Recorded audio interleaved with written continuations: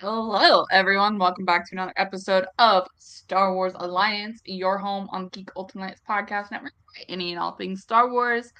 I'm one of your hosts, as always, Katie, and with me in an unusual environment, but you gotta do what you gotta do to make the podcast happen. It's Clay. Clay, how are you doing today? I am doing pretty good.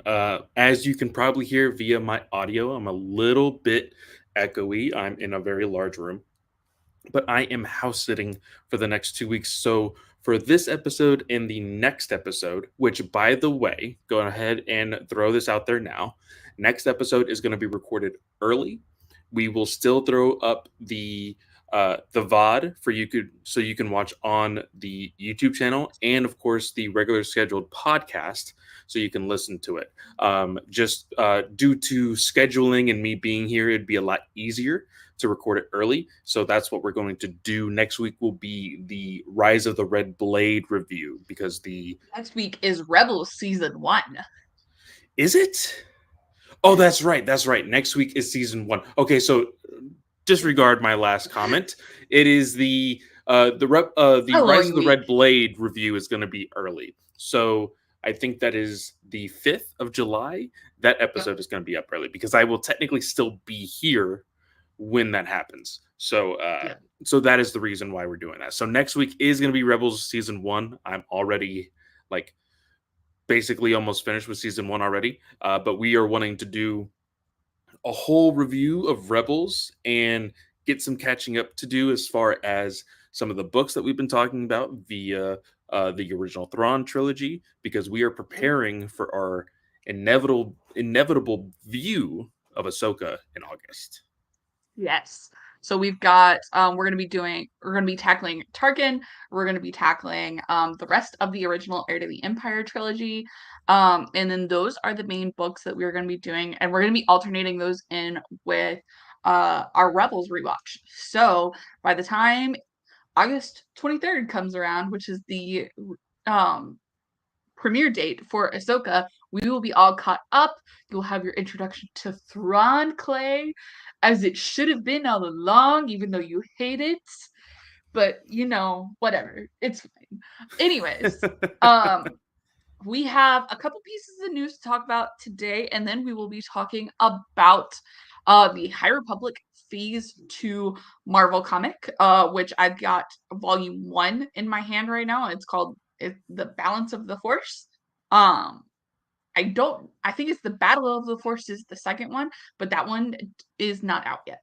So, but Clay and I have read them all, so we will be talking about that, and then that will kind of close out our High Republic Phase 2 discussions. Okay, we are going to talk briefly about High Republic Adventures. I don't want to talk about it too much because like it's been dragging on for so freaking long. Um, but the last 3 issues come out next week, so I will be excited to close that one out. And see how Yes, that I will goes. be completely honest. I'm gonna have to reread the last few issues because it has been Yeah. so long that I don't remember a lot of that last issue. So Yeah. I'll have to catch up before I can read those last three. Yeah. So we'll talk about it briefly and just kind of go, okay, were we expecting this ending or not? So yeah. Before we dive into the topics for today, I will handle the podcast paperwork side of things today. First things first, like I said, Star Wars Alliance, part of the Geek Ultimate Podcast Network, where we have 8 shows, 7 days a week, and you can check all of those out in the description box below for your reading pleasure if you've not been here before. There are 3 ways to support us as a podcast and a network as a whole. The very first way is via Patreon, where we have 2 tiers. The $1 tier helps keep the Kyber crystals charged around here, and the $5 tier gets y'all ad-free episodes, exclusive episodes, and any early episodes we may drop. The other thing you get with that $5 tier is access to our live Patreon call-in show, and we have not publicized this at all on social media, but we are scheduled for one this Saturday. So please check your Patreon inboxes. If you are a $5 member, we'd love to have you join us at 9 p.m. Eastern Standard Time on Saturday, where we can talk all about all of the latest movies. So, the next way to support us is via the ads. We're an ad-supported show, ad-supported network. Clay or I will give you a warning before those ads are to occur, but just so you know now, we don't get to choose who the ads are from, nor how many times you hear the same ad in the same episode, nor how loud those ads are. So that warning's just to help you prepare those volume levels. The last and final way you can support us is via rating and reviewing us on your favorite podcatcher of choice. I would love if y'all could do this because this really does help put us into the feeds of other listeners who may not be following us on social media. These reviews, will get us on like Star Wars podcast lists or vice versa. Like just any kind of like sci-fi stuff, it puts us up the charts, and it is super super helpful. So would love to see y'all get those reviews in, and of course, if you'd like to drop us feedback personally, you can send us a message on Twitter. You can send us a tweet on Twitter. It's at Star Wars Alliance without the A in the wars. Very important. Don't forget it. You can also send us a text or voicemail. It's 830-538-4828. And Clay will be the one kind of in charge of those, so you'll be hearing from him. And obviously, like, leave us a way where we can like address you on the show because we'd love to give you credit. As long as it's not nasty in any way, shape, or form.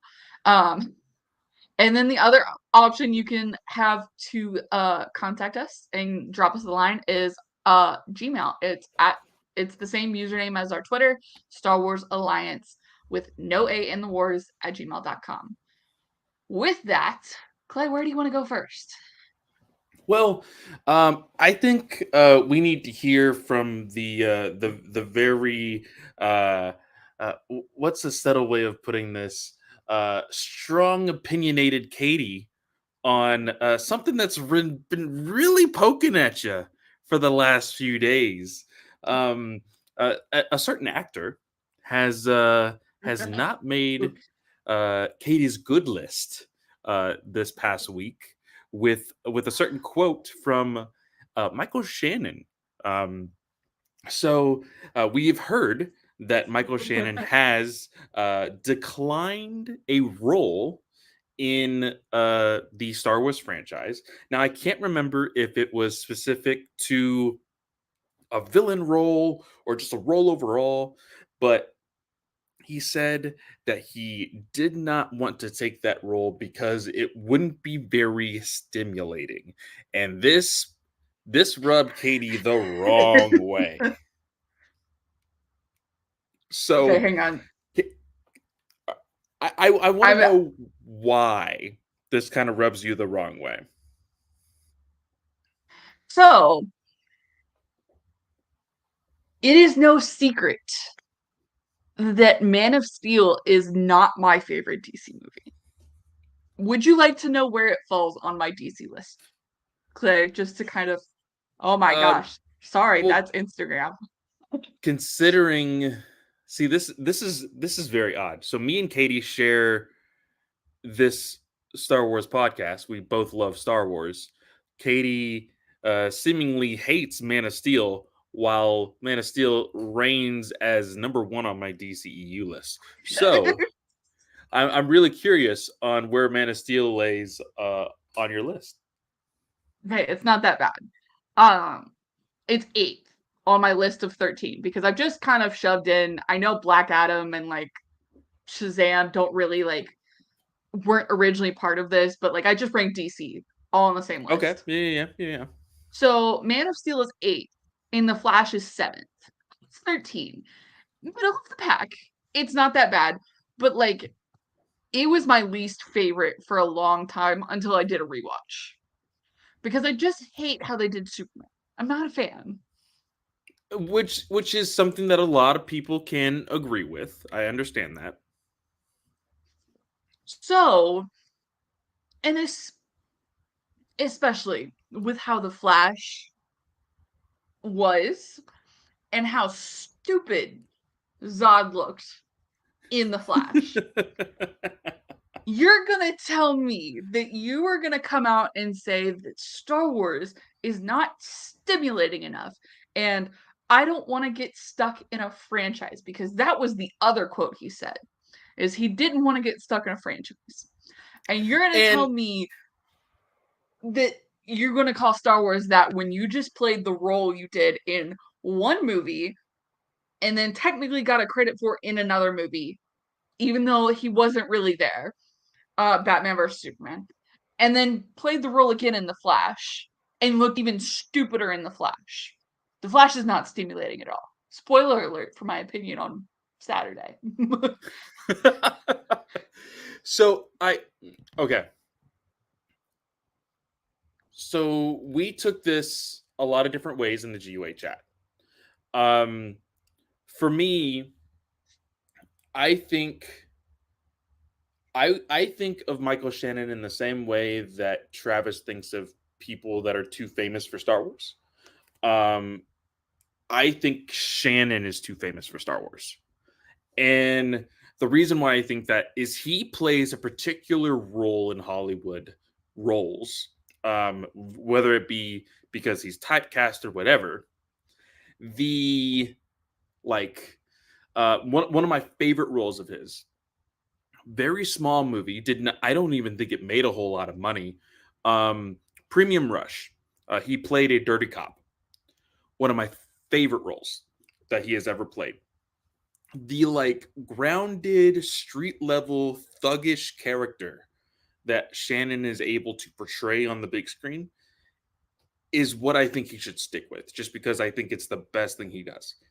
Um, him in Man of Steel as Zod was very surprising because of his roles that he's taken in the past, and then this was, for me, a very large leap from where he was in, like, let's say, because I think Premium Rush was technically after Man of Steel, but just those roles in general, and then Mhm. look at Man of Steel.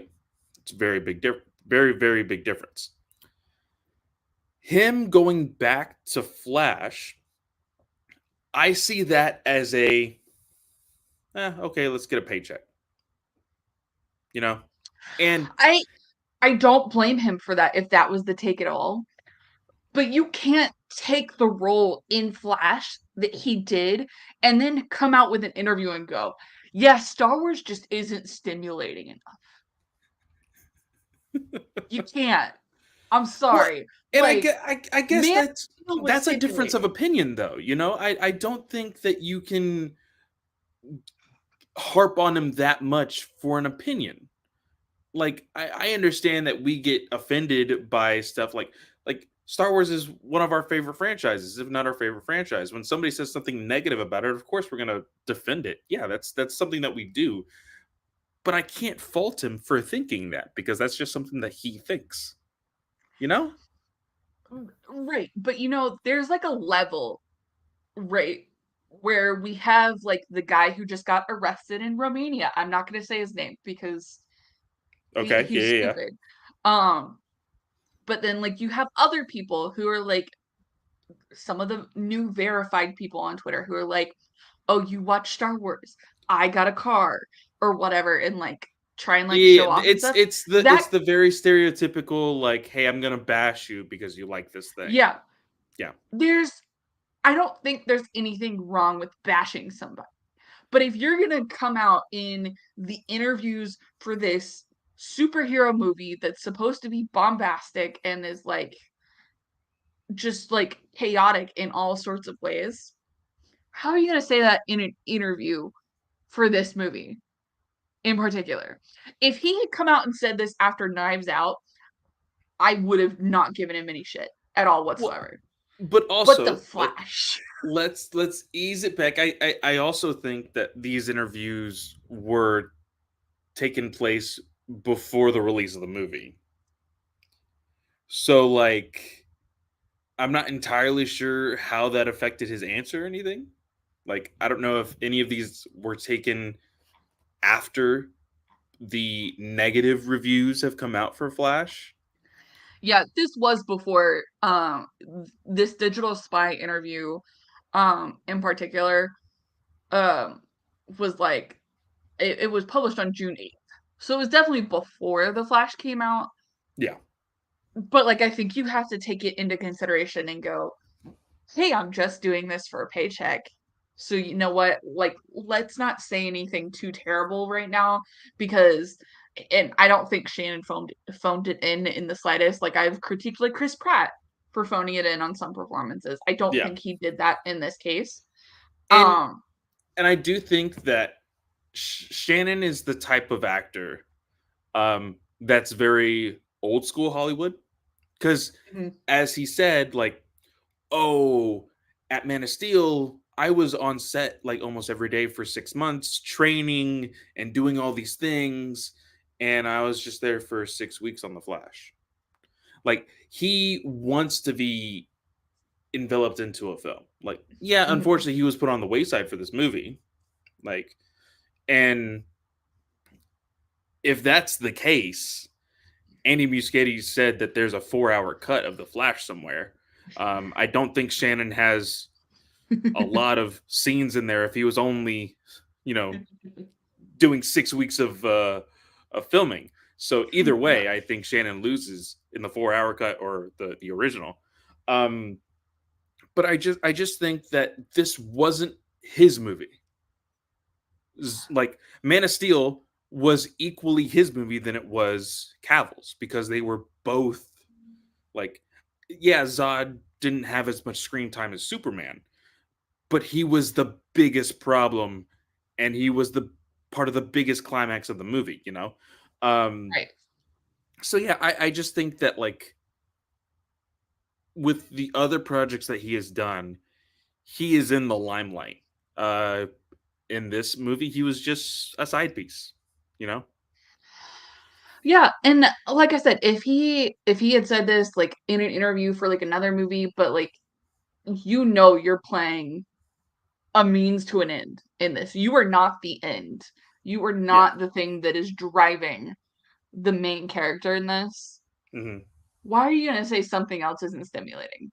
Because, like, the more I have thought about The Flash after Saturday, because that's when I saw it, the more I'm like, I hate this movie. So,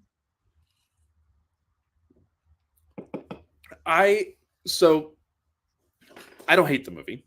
Um, More insight on my thoughts on Saturday. Um, but for Shannon's part, I did feel like it was a little bit of a MacGuffin.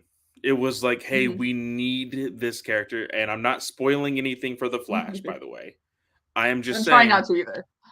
he is a character that is only there, like you said, a means to an end, Mhm. and the marketing made it feel like he was going to play a much bigger role.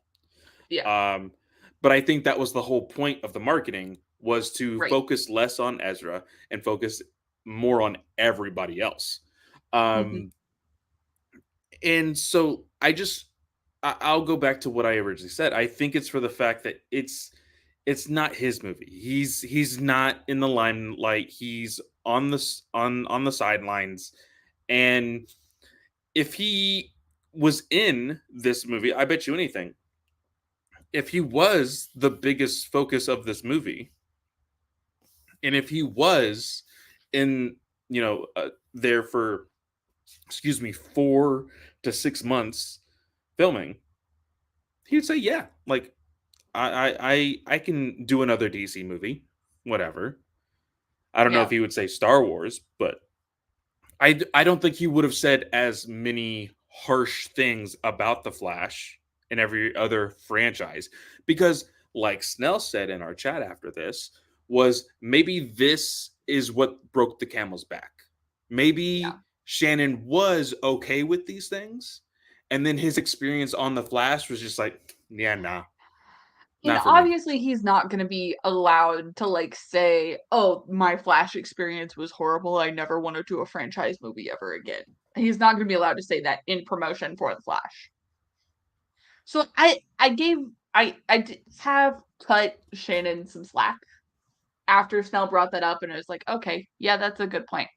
I still think it's dumb stupid to say something's not stimulating after that movie. So, that's just my opinion, I'm sticking to Well, I it. mean, I think that if anything, this just means he will go back to what he is comfortable with doing. You Mhm. know, um, he will go back to those Knives Out type of roles, and like I said, the more of the grounded level, street level type of stuff Yeah, that he's good at, and that's what I want to see him in. yeah, I gotcha. All right, so the next piece of news we kind of have is Lars Mikkelsen has stated that he has tweaked the voice he did for Thrawn and Rebels and is doing things a little bit differently for Ahsoka. So I did not read up on this. What exactly does he mean by So he spoke, this was an interview with Empire Magazine. So I don't exactly know what the question was, because this is kind of a synopsis via Star Wars News Net. But Lars said that while it will still sound like his voice in Ahsoka, it's being tweaked to lose its melodious nature. Because you know how he was like all kind of dreamy and artsy kind of thing in Rebels? yeah. He's losing that aspect. Um he said when you do an animated character, there's a whole melodious approach. When you're there as a real person, that would just be slightly too much. Okay, so yes and no. I don't know if you're on TikTok a whole bunch, but there is this trend that comes and goes every once in a while that people like to do, and I really love to watch people do it because it's very it kind of shows you how people perceive different types of media. And one of the trends is people are acting in the different types of either animation or live action, and they're like lip syncing to a certain scene to a movie. Uh, Yeah. and they're like doing different body motions and stuff. And you can see how, like, in animation, they're kind of all wacky, and live action, they're kind of stiff and cold. And then, like, in Pixar, they're like really wacky again. Um, Yeah. and with Thrawn in the animated series of Rebels, I think that the way he speaks with a certain type of tone that, of course, demands authority. That kind of just shows, like, hey, I am in charge. While also he has this coldness to him. It's not necessarily booming, but it's also very soft. It's very very contradictory at times when you think about his role. Um, but that's what I like about him in Rebels is he's this person that just hear me out because I know a lot of people will very much probably agree with me. Um, if he was not an evil individual, he would still have the same tone. And it just, like, I feel like he it's kind of that weird, like, trying to say this in the most age appropriate way. Um well, no, he has that very soft, seductive type of, like, whispering voice, seductive voice. And I think that, like, would it be too much in live action if there is a little bit more of an attractive face attached to the voice in live action? Probably not. But I mean, I'm just saying. I'm just saying. And people can, like, throw me in the trash and cancel me all you want, but that's just the way it If is. Henry Cavill's face was behind it, that Exactly. Exactly. That's what I'm saying. Okay. So that's why he's choosing not to use that voice, is because, oh, it doesn't necessarily match my facial structure. It makes sense. put It it makes this way, sense.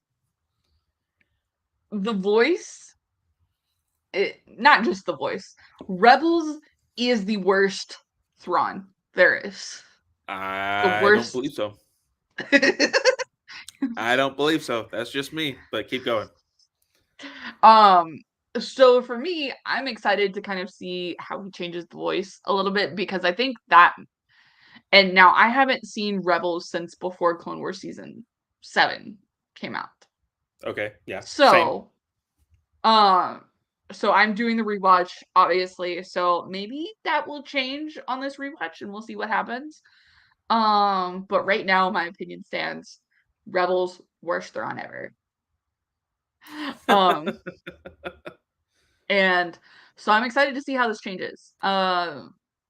And he did talk some more about like how Thrawn is a very interesting person to play, and that he really enjoyed seeing like somebody so smart kind of take on the Empire, take on the rebels. So that was about it to the interview. But I did think it was interesting that like you go with the original actors, like the But voice you don't actors. go with the original portrayal of the character. Yeah, Exactly. Because like Katie Sackhoff, for instance, I don't see a difference in her Bo-Katan like animation versus live action. yeah. Obviously, there is a difference because like age and everything, obviously. Yeah, but But I think that if you were to look at the way she holds herself in the mhm, animation uh portrayal of her character and the live action, you don't hear that much of a difference. yeah, Um and of course everything with like ADR and voiceover as far as animation, they're going to tweak some things so that way they can sound a little bit more clear. Um when compared to that of live action, when you just hear the ADR or what's seen on the screen, it's not going to sound as crisp as something as animation just because they want to make it sound like that so that way it sounds better. But I digress. I think it is a little bit of an odd choice, but again, we'll see how it goes. We have 6 weeks, seven until, well, actually, no, um, so 21, 28. So that's 1 week, and then we have 4 weeks, and then 1, 2, 3. So yeah, 7, seven 8. weeks. We have 7 to 8 weeks until Ahsoka. It is coming up fast. We are uh, very much looking forward to it, and yeah, it's gonna be fun. Yeah. All right. So the last, or I'm sorry. So there was one other thing before we get to the Andor stuff. So starting in September, there will, oh my gosh, words. Jodie Hauser and Salvador LaRocca, are going to be adapting the Obi-Wan Kenobi television show for a 6 issue comic miniseries. So. It's very curious. Like I'm curious on why they keep doing this. With of course, like you're gonna print whatever makes money. That's very easy to do. Um, but like we've known that the masses have already seen the show on both the Mandalorian Right. and Kenobi's part. So why the comic adaptation? Um, like I'm waiting for the book adaptation. It's just like if they're gonna keep doing these, where's those? Where's the Um, Rise of Skywalker comic adaptation? Because I'm missing it for my collection. yeah, I mean, wasn't it they stopped midway through the Last Jedi, or they I finished think they everything except for the finished The final Last issue? Jedi and just canceled The Rise of Skywalker. They did. Okay, okay, Because I have The Last Jedi trade paperback. okay, okay. Yeah, yeah. So, Because they're usually only about 6 issues. They're considered miniseries. Um, but yeah, um, probably won't be one that I pick up personally. Just because I can always just open up Disney Plus and watch it. A little less work, um, as far as my brain functionality.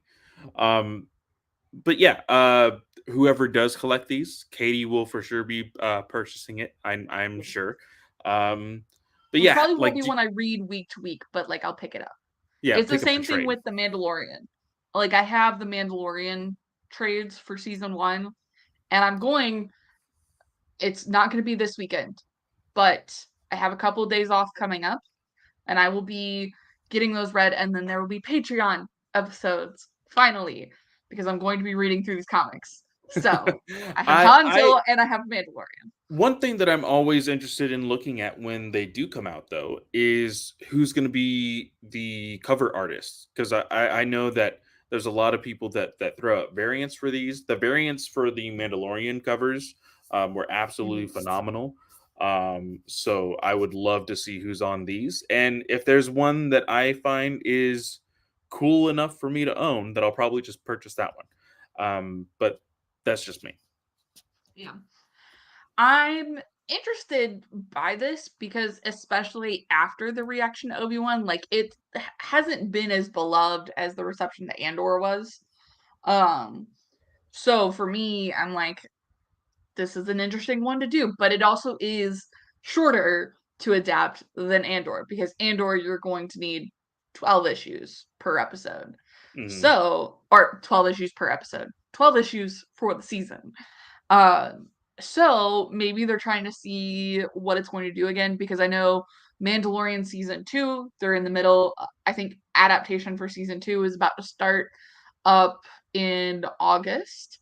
Um, so at the very least for this one, they do have a female author attached to it, so we're getting a little more representation involved in it because I think like we said when The Mandalorian was announced, um they had a male author come in for that one and I'm like, okay, but like if you're gonna do an adaptation, could like we give somebody else a chance I to would do like to these? see them do a little bit more with the newer writers with these.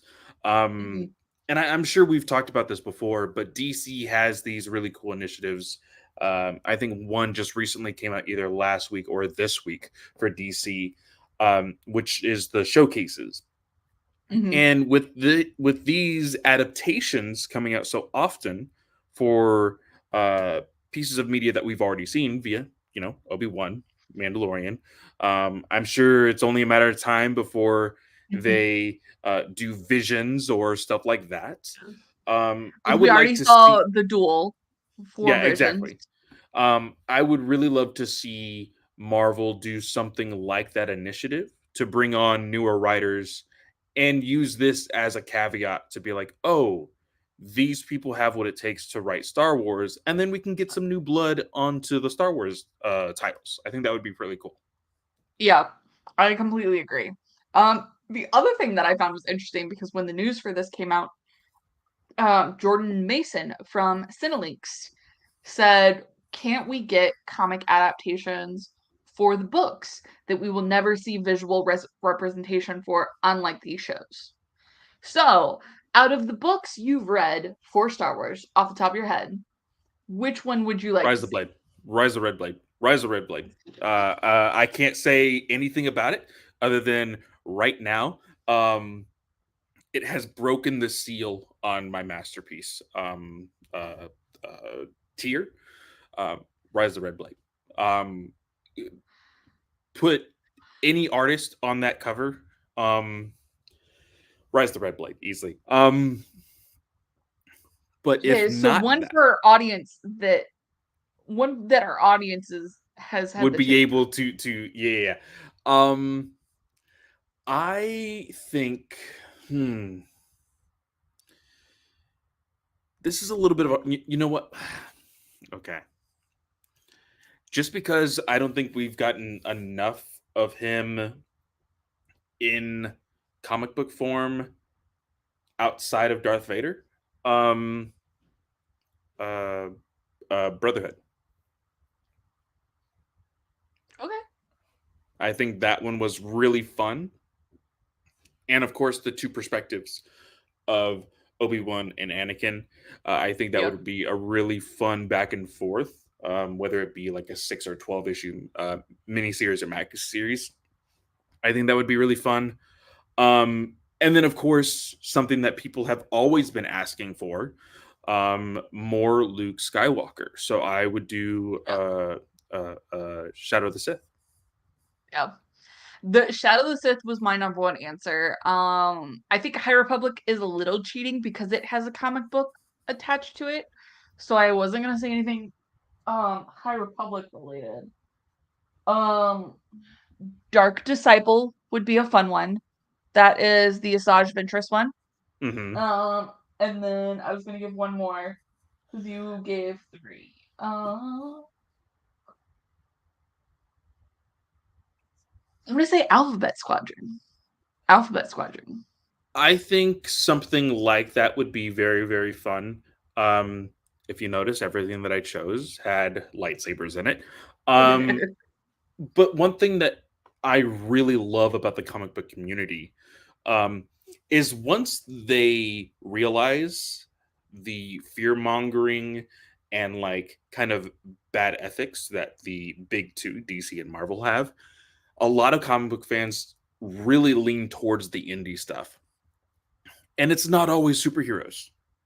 It's not always superheroes that are in the indie stuff. And so I would be really, really interested in like and people just don't understand this. Like the sensation that is Top Gun right now that just wowed the box office a couple years ago. Like that's Last why year. I mean last year, whatever. I can't keep up with time sometimes.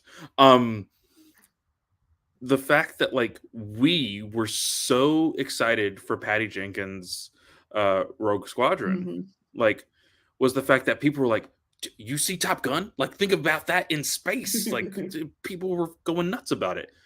And you could still have that amazing exhilarating storytelling in comics. um and I think having that type of story in comics would be really, really fun, honestly. Yeah. The only thing that I could see being a downside with Alphabet Squadron is it does like get you in your feels a lot, and it's like more emotional than like Space Battle, I would think. And it is a trilogy. That would be the biggest thing. But I still think it could be very cool. Oh, you ask anybody who has read indie comics, there is some very emotional stories out there. Um, Mhm.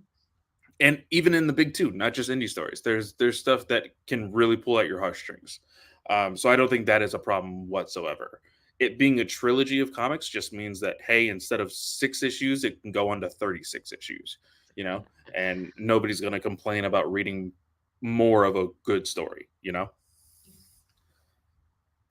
All right. So the last piece of news that we had, um, so this one was super popular on the feeds. But it was Tony Gilroy kind of talking in an interview, and I think this is actually an old interview because it was just recently updated. Um, but it like he talked about how um like we were just in London for Star Wars Celebration 2 weeks ago. So it feels it's an older interview that kind of just like popped up in the feeds. Yeah, But this so the I wasn't necessarily sure what this meant because the title of the article was Tony Gilroy likes to play by his own rules. oh, it's Um very clickbaity. Like very, I very, just very read the clickbaity. interview and it's so clickbaity. It's And well, I was like, what does that mean? You hadn't read it yet. And then Taylor jumped in, was like, oh, Dave Filoni doesn't like that headline. So I read it today and 100%. Very, very clickbaity. What Gilroy really means is, hey, I'm putting my story ahead of anything super canonically important that will completely ruin my story. Like, yeah. and it's more so the small things. Is he does say in the article that he respects the canon, he respects the IP that is giving him the ability to tell this story anyway. But he says how important of a story Rogue One was, about how Yep. like it wasn't this happy-go-lucky, hey, we're Star Wars, let's go have some fun. It was, hey, these two characters are going to change from the very beginning of the story to the very end of the story. They're going Mhm. to make morally questionable decisions to make sure that the entire galaxy is saved. And so that's not going to be happy go lucky. It's going to be very dark. And that's something that Yeah. they said a lot, like, oh, Andor is the darkest story ever told in Star Wars and all of this stuff. And I think that's okay. I think that this does prove, for one, that yes, like you can get somebody who is going to respect your IP, but also you can let them do what they want and it still come out as a good story, Yeah. you know? And I think that's super important to say because like the things that he talked about like not really paying attention to is like the oh well you could have included this or you could have included that and like he doesn't like obviously he's going to stick within the canon but he's not going to it goes back to the Easter egg discussion. That's basically what this boils down to. Is he doesn't want to be forced to make all these connections in and I think Andor tells a story that's more self-contained where he doesn't necessarily have to. It'll be Hmm. interesting to see when season 2 comes around because we have Mon Mothma and like the I can't remember the planet's name, but it's like the riots that is Yeah. going to directly connect in to Rebels. And you've got to go, okay, how do I fit this in? Kind of. Yeah. And he may have already chosen to like step over that and kind of gloss over it in a way. Who knows? But I think this was super clickbaity. And I mean, like for me, I don't have enough time in my day to check every single clickbaity thing and go, oh yeah, is this clickbait or is this not clickbait? So like I tend to go off the headline and yes, but like regarding the Shannon thing, I did not go off the clickbait shit. So I read that interview. Well, no, I just think with this, like, it was clickbaity to a point. You know, it Yeah, is very much like it's not saying he's saying, "Hey, fuck Star Wars, I can do what I want." Like he is saying, "Hey, I'm going to make sure that my story is told first before like I step on any toes of canon and what's canon and what's not canon." Um because again, I think that he is writing the story in such a way where like if he puts the name of a gun wrong, like it's not gonna matter to me. Like if he gives a blaster a new name or something, like something small like that, it's not gonna bother me because that's not the story. The story isn't about the yeah, blaster. The story is about this whole thing, the beginning of the rebellion.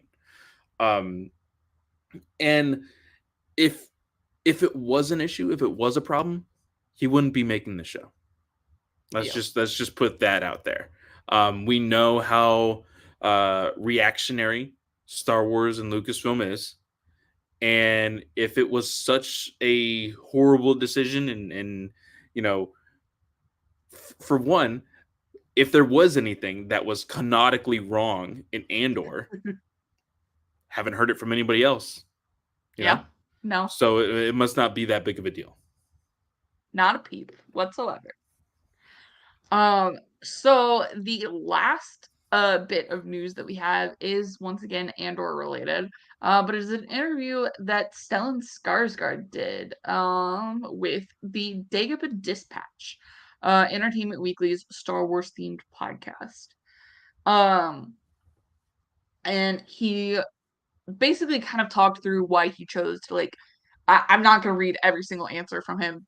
There's one part in particular that I'm like, oh yes, but he talked about like why he chose to play Luthen Rael, and that Tony Gilroy wasn't the only reason for him to join the production. He's also always wanted to collaborate with Diego Luna, and that they were supposed to collaborate on a football film. But that film didn't end up happening, so he's always wanted to. So that was a unique opportunity. He talked about some of his scenes with Genevieve O'Reilly's Mon Mothma and how he was like playing the Coruscant character, very flamboyant. But like Genevieve just kind of took over the scenes, uh, being very like sexy and beautiful. And I have like, okay, Stellan, like, okay. But then he talked about his monologue in episode 10 And he said, I mean, of course, I knew I had a speech that was very well written, and it was probably one of the best scenes in the season. And I worked on it. When we shot it, somehow I was tense. I think I said, let's go again, let's go again. I think I did it 10 times in a row, very fast, right on top of each other. 10 times, like go, go, go. And then it was good. And I was satisfied, and the director was satisfied. So that's the first thing. That's very interesting to me, but like it's so powerful. Like it's so freaking good. Like, That is amazing to think, like, okay, which take did they give? Did yeah. they did they use that 10th take, or did they use the 5th or the 1st, you know? Um it doesn't really matter, but to just, let's say it's the 10th, like, Mhm. to show like where he was in like head wise, like, I can't get this right, I can't get this right, I can't get this right, and then boom, he puts out the Yeah. best freaking scene of the season. It's like, holy shit, like, that guy can work. um Powerful scene. Yeah. I really incredible. And like it just goes to show you like what kind of work can go into these scenes. Um and I mean it was a huge hit. Like that was the most talked about thing for that episode that day when that came out. And it's still widely talked about. But the second thing that I kind of wanted to get his full quote on, he was asked about Tony Gilroy and if his absence on set during the writer's strike is affecting the series. So he said, that's going great. I mean, Tony Gilroy has gone on strike as of the 1st of May. He finished the scripts right on the day, and then he shut off the phone and disappeared into a picket lines. So we'll see. He claims that the series is director proof and actor proof, which means that it can't be destroyed. We'll see if that works. uh does he not know about the actor strike that is looming? Like, I think that is still a thing. Um, and I think one of the biggest things, and I'm pretty sure you were the one that kind of brought it up in our GUA chat as well. When it comes to the actor strike, it's not necessarily the ones that are top billed. It's the background people. It's the people that Yep. kind of build your scenes. So Yep. yes, like, you look at all of Andor, on a majority of the like powerful scenes and the highly focused on scenes, yeah, there's maybe one or two people on screen, but there were quite a few scenes with a lot of people in there. Um, so we're gonna definitely tell if this show is affected by that writer and actor strike. You know? Yeah. I think the actors deal is up at the end of the month. So we'll kind Ooh, of see next week and maybe get to even talk about that before we go into our Rise of the Red Blade review because we're recording that on the 30th, yeah, which will be the day that we see what happens. yeah, So we'll see what happens. very interesting indeed. All right. So that draws us to a conclusion. And are we ready to dive into Kevin Scott and mainly Ario Anandito as the penciler? Yes, let's go ahead and do it. And I was thinking this more of like a general, like, how you felt this built the story a little bit more as far as phase two. Because I don't think we need to go from issue 1 to issue 10. Yeah, no. Just like an overall, like, hey, what were some of the parts that you liked? How it fit in the overall narrative of phase two and stuff like that. If you guys want greater details, you can always ask us. If you know, if you have specific questions, go ahead and let us know about that as well. But Katie, go ahead and kick us off. Like, what were your thoughts on this phase two High Republic volume?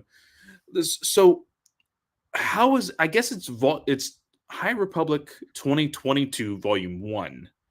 Yeah. Um I hate that they do that.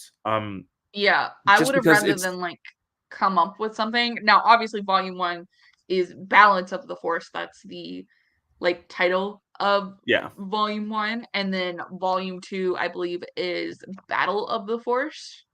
Yeah, Battle for the Force, excuse me. Um, but I did not like the fact that they were just going with like, oh, the High Republic 2022 in parentheses, and then like phase 1 is the High Republic 2021. Like, I Yeah. don't like that. Like, give it a subtitle or like just put the freaking phase Like I in was gonna it. say, even if you put High Republic Phase 2, Volume 1, Yeah. like that tells me enough. Okay, this is gonna be a separate story from that other volume. Yeah. Yeah. And like it was already hard enough. Like I looked up High Republic Phase 2 comic and it actually took me to the Wikipedia page for Phase 1. Yeah. So That's rough. it's it's a little frustrating, but some things I did like from this, I really liked how it felt more consistent in the art style because phase ones it was kind of like, oh, you could have this or you could have that, and like obviously getting into comics, like I started reading comics for the first time last year like consistently, so it was like getting into comics that was a little strange. So I liked that Ario was more of a part Hmm. of this one and kind of like kept the consistency up. Um and I think I really enjoyed Maddie as a character. Yes, I I thought was gonna bring Vildar that up. was very flat. I like Maddie's character because of the lack that we get from her in uh Path of Revenge, or sorry, Path of Vengeance. Blah, I don't know why I Yeah. said revenge. Um but she was kind of like the breath of fresh air.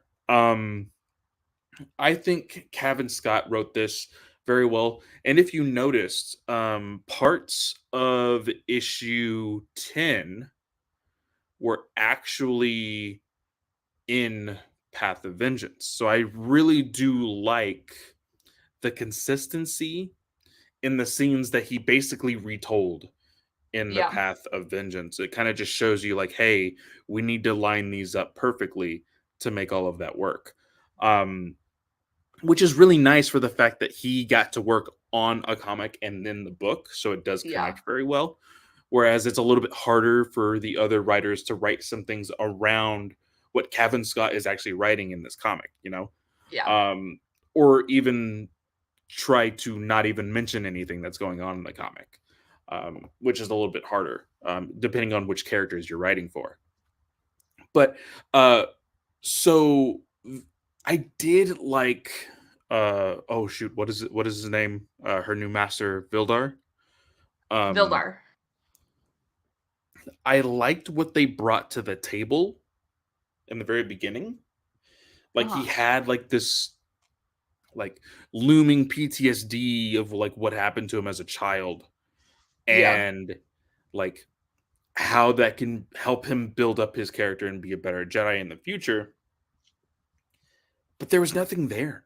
It was just like that one scene where like the riots and chaos kind of ensued in the very beginning of the Battle of Jeddah, and then it stopped from there. Of course, we see a moment of weakness for him near the tail end of this phase 2 comic. He does get a hold of a dark side artifact, Mm-hmm. and he is very angry and he's fighting oh shoot, A the Herald. leveler and Yana and the Herald. Yeah. And he very much is like, mouthing off to the Herald, like, basically fuck the Force. The Force hasn't done anything for me and all this other stuff. Um and so you see like there's complication there. Like that is good stuff, but it's at the very end and then you don't do anything with it. Like there's nothing there. Like Yeah. that's the kind of stuff that I really wish we could expand on, but because they are doing this in phases, it's just like, oh, here's a taste, and then we're gonna move Yeah. on to different heroes in the next few years. 10 issues felt way too short for this because I feel like all of like the development was on Tay and Maddie, which it rightly needed to be on Maddie because Maddie ends up being like the main one of the main characters path vengeance, like we said. Hmm. Um, but I feel like there was so much potential with Bildar's story in issue one, and then it just dropped off. Yeah. Um, so I hate the constraint that has to happen where we're like, oh yeah, 10 issues. Like that's all you Yeah, get. in Tay's character, I also really liked because he was a guardian of the wills, and now he's not. He's a little bit of a troublemaker. People don't trust him just because of basically just some bad luck on his side. Um, I really like that. There's Mhm. something there also.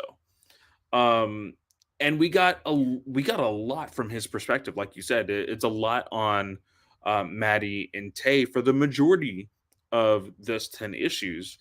Um, I like his droid that is following him around and Yeah. how he got that droid. Um, really love that story.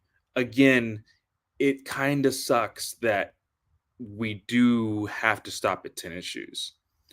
Mhm. Because for me, I understand it can get very complicated with how we are jumping from 100 years before the Phantom Menace to 150 years before the Phantom Menace, and then we're jumping back from where we left off 100 years before the Phantom Menace.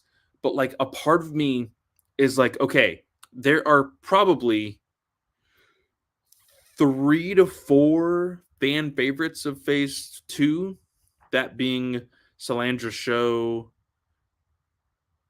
our heroes in the comic, Tay, Vildar, and Maddie. So that's already 4.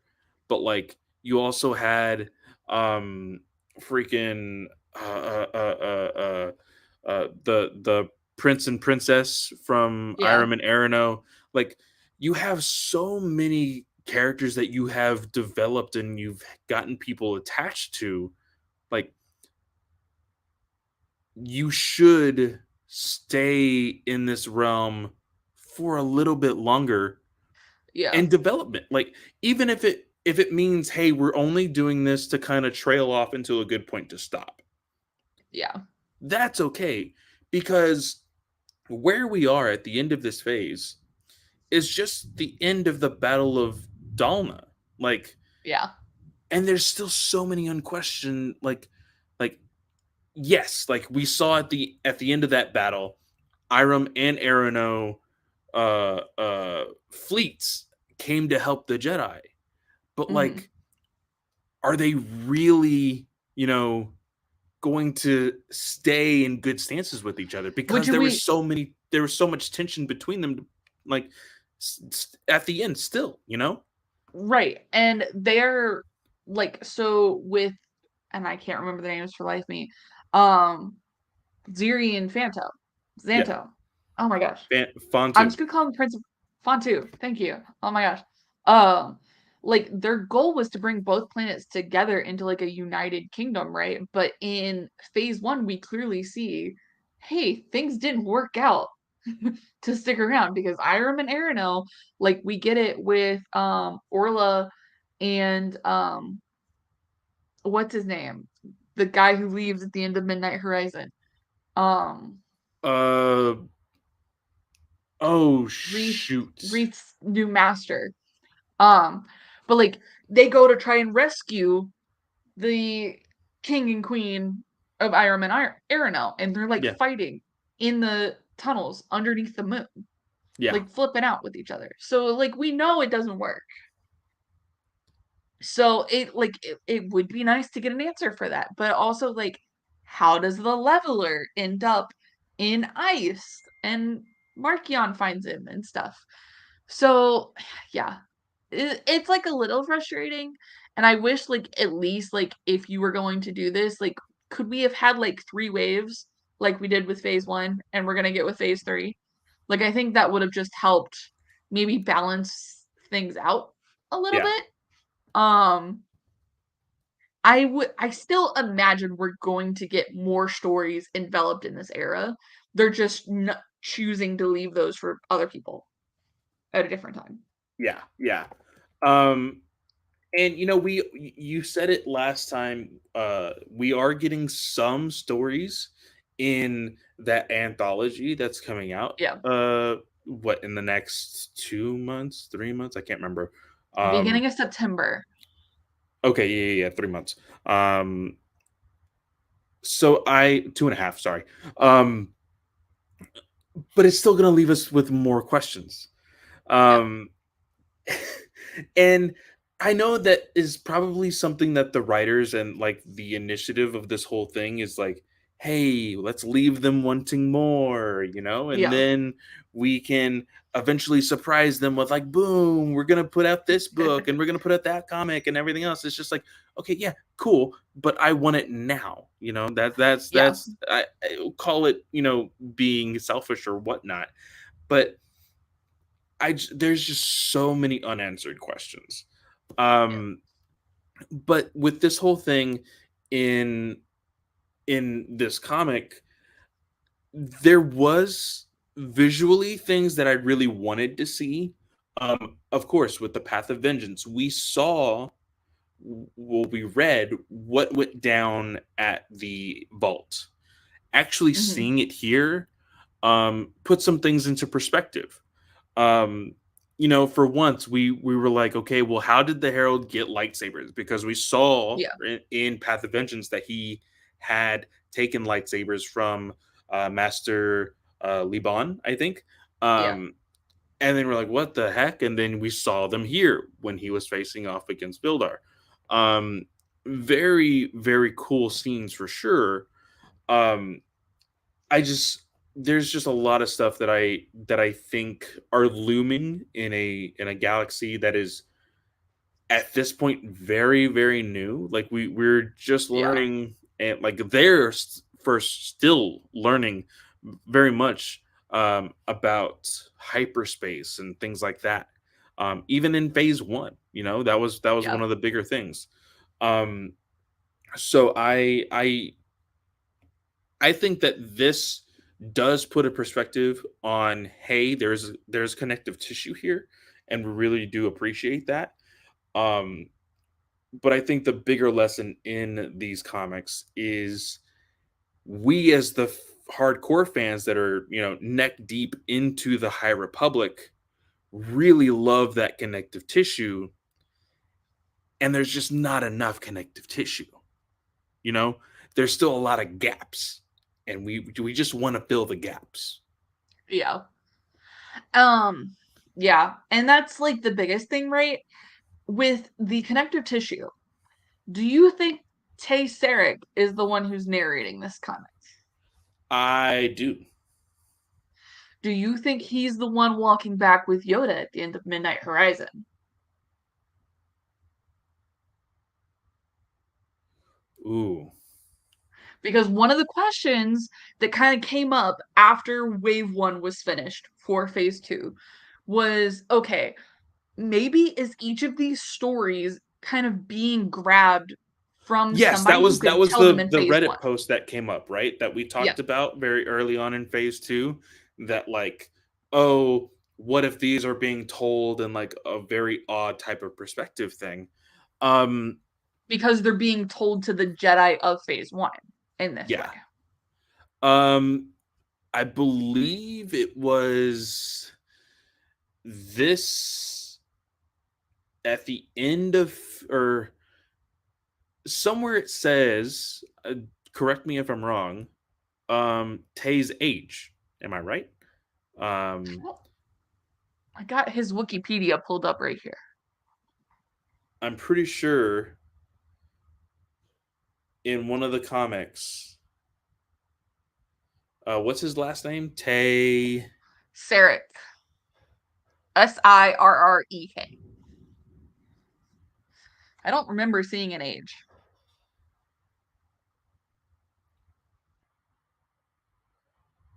Okay, let's see here.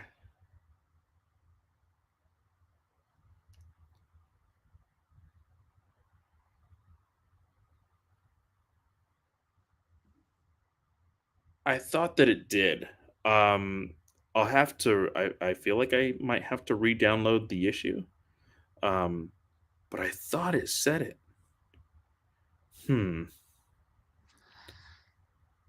But we don't know how long Cephis live in general. Like, obviously Yoda. Yoda lived to be 900. So,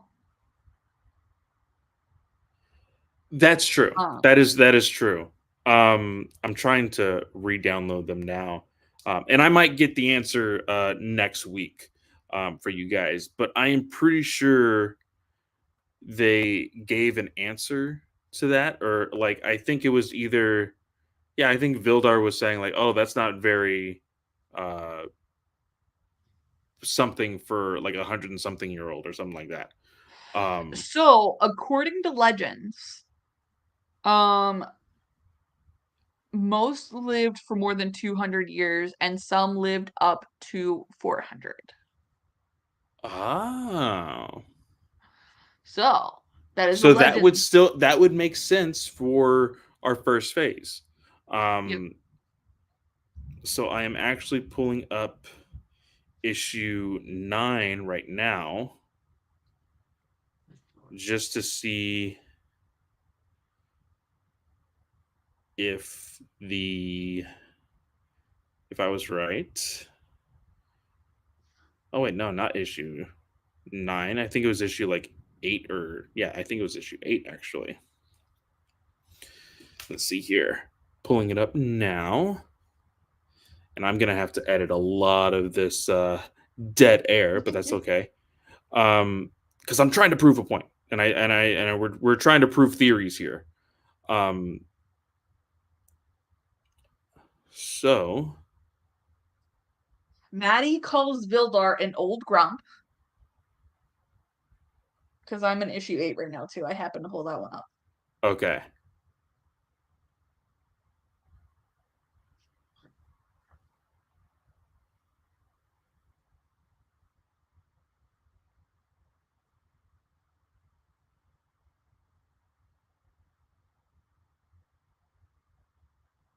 yeah, no, I guess not.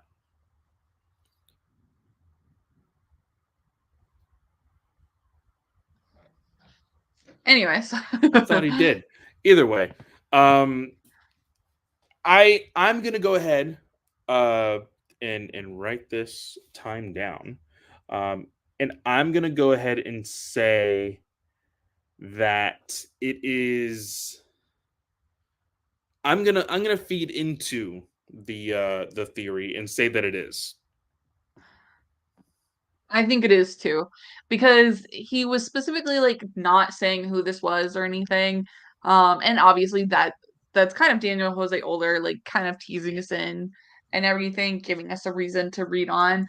Um, but it's a very interesting way to tell a story. And I look forward after wave one comes out for phase three, I look forward to kind of seeing how things go. And obviously, like the release schedule for phase three is different. Oh, you know Um, what? but I'm so see that's gonna be interesting. So I you just put more information into my brain and theories are now going. This is Star Wars. Characters are living a lot longer than just the average human length. Um, yes. so other than just Yoda, there are people out there in the world that have seen the leveler and have seen these creatures. Um, Mhm. and it like so there should be answers out there Right. for our phase. The Uh, High Republic Adventures girl yeah, is in phase one yeah, and phase two. yeah. So So she's the I High think Republic Adventures person for phase two, not phase one. But yeah, like y'all know what I'm saying. I think that we should rightfully and logistically get answers that aren't just pulled out of their asses when there's literally things right there that could help you along with the story. Um, yeah, that's kind of opened my view a little bit on what I hope will be a very smooth and much looking forward to phase 3 uh, of this High Republic era. Yes. All right. Well, I think that brings us to the conclusion of today's episode. Obviously, there's really no rating and reviewing or ranking of this because it's a comic. It was the only one. I'm not going to rank Adventures versus High Republic. I'm sorry. I'm not going to do that. Um, so, Clay, where can they find you? Yes, of course, you can always find me at fanboyclay on Twitter. I'm trying to be a little bit more active on Mastodon, but if not, just go ahead and message me and get in contact with me via Twitter at fanboyclay. Of course, I do host the other show on the network, Ranger Alliance, and a show not on the network called Batman News Weekly. So go check out those shows as well. Just due to some scheduling, me and Jake were unable to put out an episode, and for the fact that our internet was out at nearly the exact same time across the country, absolutely wild. Crap, I We will forgot to tweet. have, huh? What Crap, was I that? forgot to tweet. It's all good. It's all good. We will have two episodes of Ranger Alliance back to back, so that way we can get back on schedule for ourselves and Slice of Film. So be on the lookout for that. Um, and then, of course, the hotline for Star Wars Alliance, of course, 830-538-4828. Can't believe I memorized that without it even crossing the threshold there for a second. And then our email is, of course, the Star Wars Alliance, StarWarsAlliance.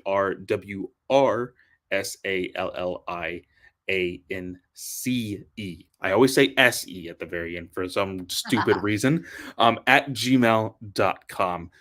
So leave us some feedback. Leave your own review for the High Republic uh, 2022 comic. Let us know what you thought about it. And yeah, Katie, what about yourself? Y'all can find me on Twitter and Instagram. It's at Slice of Katie. This show you can find on Twitter. It's at Star Wars Alliance without the A in the war is very important. Don't forget it. Remember, it's a brand. It's a thing. Um, my other show on the Geek Ultimate Alliance Podcast Network, when I remember to tweet, is on Twitter. It's at Slice of Film One. We just released Mission Impossible 5. Upcoming, we have Indiana Jones 4, which Clay, you might be SOL because I need to drop something next week. I need to drop Indiana Jones 4 before Indiana Jones Destiny. Okay. I'm sorry. It's gonna happen. Okay. Well, Clay is technically in charge of that because he edits my shit. So, hey, first customer of the podcast. I did good.